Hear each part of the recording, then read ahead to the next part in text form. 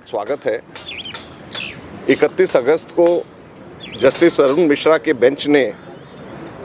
दिल्ली के अंदर 48,000 झुग्गियाँ जो कि रेलवे लाइन के आसपास हैं, इनको बगैर किसी वैकल्पिक व्यवस्था के इनके खिलाफ में एक्शन लेने के आदेश दे दिए थे। 2 हफ्ते हो गए। दुख की बात यह है कि ना तो दिल्ली सरकार ना केंद्र सरकार दोनों ने सुध नहीं ली, आपस में बयानबाजियां होती रहीं और किसी ने भी, क्योंकि सुप्रीम कोर्ट के जब 3 जजेस के बेंच के ऑर्डर्स हैं तो वो कानून है और जब तक सुप्रीम कोर्ट से ही इसको निरस्त ना किया जाए जब तक कि इनको कोई नहीं बचा सकता था। लेकिन केवल बयानबाजी आपस के अंदर ये करते रहे, लिहाजा हम लोगों ने तय किया और मैंने सुप्रीम कोर्ट के अंदर याचिका डाली। अमन पवार जी ने उसको तैयार किया और आज अभिषेक सिंघवी जी ने उसको आर्ग्यू किया और हम धन्यवाद देना चाहते हैं सुप्रीम कोर्ट का कि उन्होंने इसकी जल्दी हियरिंग दी, अभिषेक सिंघवी जी का कि उन्होंने बहुत ही अच्छे तरीके से इसको कोर्ट के सामने रखा। लिहाजा केंद्र सरकार में सॉलिसिटर जनरल ने इस बात को माना कि कोई भी एक्शन 4 हफ्ते तक नहीं लिया जाएगा और जब तक दिल्ली सरकार और केंद्र सरकार मिल करके इसके ऊपर फैसला करेंगी। मैं आप लोगों को बताना चाहता हूं, जो बात हमने सुप्रीम कोर्ट में कहा कि 2015 के अंदर दिल्ली के अंदर सीमेंट गोदाम में एक बहुत ही छोटे बच्चे की छत के नीचे इसी प्रकार की डिमोलिशन में दब करके मृत्यु हो गई थी। राहुल गांधी जी वहां पर गए थे, मैं बतौर प्रदेश अध्यक्ष वहां पर गया और राहुल गांधी जी ने मुझे कहा कि इन लोगों के मसले को आप हाई कोर्ट में या कोर्ट में क्यों नहीं डालते। हमने दिल्ली हाई कोर्ट में बतौर former housing minister Manmohan Singh ji की सरकार के मैंने वहां पर हाई कोर्ट में जब डाला तो डिवीज़न बेंच ने 2019 मार्च आते आते 4 साल में उन्होंने एक बहुत महत्वपूर्ण फैसला दिया डिवीज़न बेंच जस्टिस मुरलीधर के, और उन्होंने राइट टू सिटी, शहर के अंदर लोगों का अधिकार, गरीब लोगों का अधिकार के नाम से ये जजमेंट मशहूर है Ajay Maken versus union of India का, और उन्होंने कहा कि इन गरीब लोगों का शहर में अधिकार है, शेल्टर का अधिकार है, छत का अधिकार है, यह डिवीज़न बेंच ने कहा। और साथ ही साथ में डिवीज़न बेंच के आदेश में एक प्रोटोकॉल तैयार किया गया कि कहीं पर भी झुग्गी वालों को अगर हटाया जाएगा तो पहले उनका सर्वे होगा, सर्वे के बाद में उन लोगों में चिन्हित किया जाएगा जो कि कट ऑफ डेट से पहले की झुग्गियां हैं, उन सब लोगों के लिए वैकल्पिक व्यवस्था करी जाएगी और जब उनके लिए वैकल्पिक व्यवस्था हो जाएगी कोशिश करी जाएगी कि वहीं पे इन सीटू उनके लिए व्यवस्था हो, नहीं तो नज़दीक में हो, और जब ये व्यवस्था हो जाएगी जब ही उनके खिलाफ में एक्शन होगा। यह प्रोटोकॉल तैयार दिल्ली हाई कोर्ट ने डिवीज़न बेंच में उस याचिका के तहत कहा जिसका डिसीजन, जिसका जजमेंट मैंने कहा कि मार्च 2019 के अंदर आया। तो हमने आज सुप्रीम कोर्ट में कहा कि इस प्रोटोकॉल को तय करने में दिल्ली सरकार और रेलवे दोनों के दोनों शामिल थे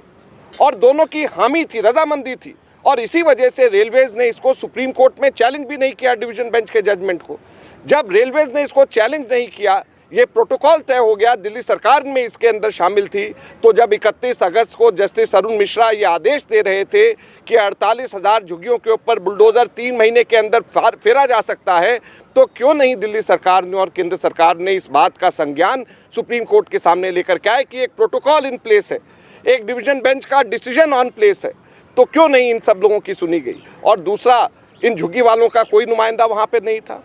तो जब इनकी सुनवाई नहीं हुई, जब हम लोगों की सुनवाई नहीं हुई, हम लोग जो कि रेलवेज़ के खिलाफ पहले ये केस जीत करके जा चुके हैं, जब सुनवाई नहीं हुई तो कैसे सुप्रीम कोर्ट का ये एक तरफा फैसला 31 अगस्त का हुआ। हमें खुशी है कि आज पहली कदम के ऊपर हमें एक सफलता मिली है, जिसके लिए हम सुप्रीम कोर्ट का और अभिषेक सिंघवी जी का धन्यवाद करना चाहते हैं। सुप्रीम कोर्ट ने जल्दी सुनवाई करी क्योंकि ऑलरेडी डेमोलिशन चल रहा था सब जगह के ऊपर और 3 महीने के अंदर अंदर का जो पीरियड दिया गया है, 48,000 लोग, 48,000 झुग्गियाँ यानी 3 लाख लोग, उनके सरों पे, गरीब लोगों के सर के ऊपर से छत हट जाती। आज हम लोगों को खुशी है कि सुप्रीम कोर्ट ने जल्दी इसकी सुनवाई करके इसका फैसला किया है। मैं इसके साथ में एक और बात आप लोगों को बताना चाहता हूँ। सिर्फ हम लोग 2015 से कोर्ट के अंदर सिर्फ लड़ाई नहीं लड़ रहे, इससे पहले यूपीए 1 और यूपीए 2 में बतौर शहरी विकास मंत्री JNNURM दिल्ली के लिए हम लोग लेकर के आए और बतौर हाउसिंग मिनिस्टर मैंने इसके लिए दिल्ली के लिए सैंक्शन किया। आप लोग हैरान होंगे कि दिल्ली के लिए 2007 फरवरी से लेकर के 2013 जून तक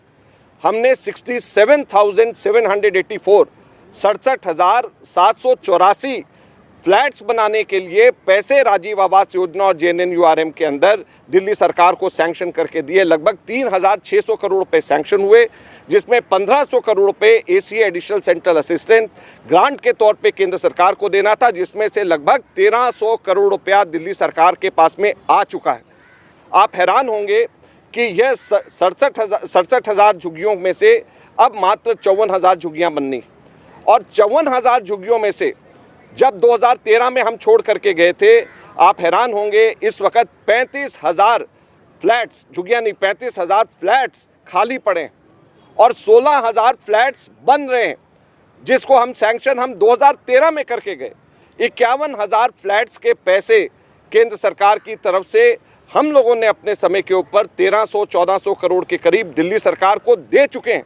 3,600 करोड़ की स्कीम हम लोगों ने पास कर दी है, लेकिन ये फ्लैट खाली पड़े हैं, फ्लैट इनसे अलॉट नहीं हो रहे, और 7 साल हो गए ये 35,000 फ्लैट खाली पड़े हैं, अलॉट नहीं हो रहे। यही नहीं, 16,000 फ्लैट जो बन करके तैयार हो जाने चाहिए थे, आज 51,000 फ्लैट दिल्ली सरकार को Jawaharlal Nehru urban renewal mission के तहत, राजीव आवास योजना के तहत हम दे करके पैसा चले गए, और इनसे ये फ्लैट बन करके एक भी फ्लैट इन लोगों से अलॉट नहीं हो रहा। इससे ज़्यादा शर्म और दुख की बात नहीं हो सकती। तो ये दो बड़ी महत्वपूर्ण बातें हैं। एक तो रेलवे के खिलाफ हम लोगों ने आज जो याचिका डाली, रेलवे खुद इस बात को मान गए कि वो पहले प्रोटोकॉल के आधार के ऊपर ही वो दिल्ली सरकार से डिस्कस करेंगे और इस पे फैसला करेंगे। और हम उम्मीद करते हैं कि जो प्रोटोकॉल डिवीज़न बेंच के सामने तय हुआ, जिसको चैलेंज रेलवे ने नहीं किया, उस प्रोटोकॉल को माना जाएगा। और जब तक कि ये गरीब लोगों को वहीं के वहीं इन सीटू रिहैबिलिटेशन ना हो, जब तक कि इन सब लोगों को वहाँ से नहीं हटाया जाना चाहिए, ये कांग्रेस पार्टी का कहना, और इसकी लड़ाई हम लड़ते रहेंगे। सर, आम आदमी पार्टी की जो सरकार है उसकी भूमिका पे आपको क्या कहना है? देखिए, आम आदमी पार्टी की सरकार ने सबसे पहले, उनका फ़र्ज़ बनता था कि वो जब सुप्रीम कोर्ट में जब ये 31 अगस्त को निर्णय आ रहा था तो वो चुप क्यों थे? क्या उनका फ़र्ज़ नहीं बनता था वो बताएं कि ये प्रोटोकॉल है, ये स्कीम है, और जब तक ये स्कीम और प्रोटोकॉल को नहीं माना जाएगा, जब तक के कोई भी एक्शन कोर्ट नहीं ले सकती है। और यही नहीं, 14 दिन गुजर गए, उन लोगों को सुप्रीम कोर्ट के आदेश को सुप्रीम कोर्ट में चैलेंज करना चाहिए था।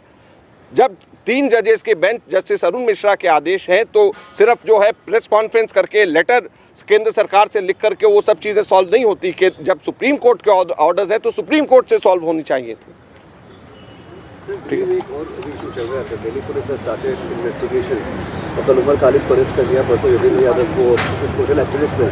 उनको नामित कर दिया। तो वो अक्यूज नहीं है, बट उनका नेम स्टिल देयर। देखिए, दिल्ली पुलिस क्यों ये कर रही है, ये हम सब लोग जानते हैं,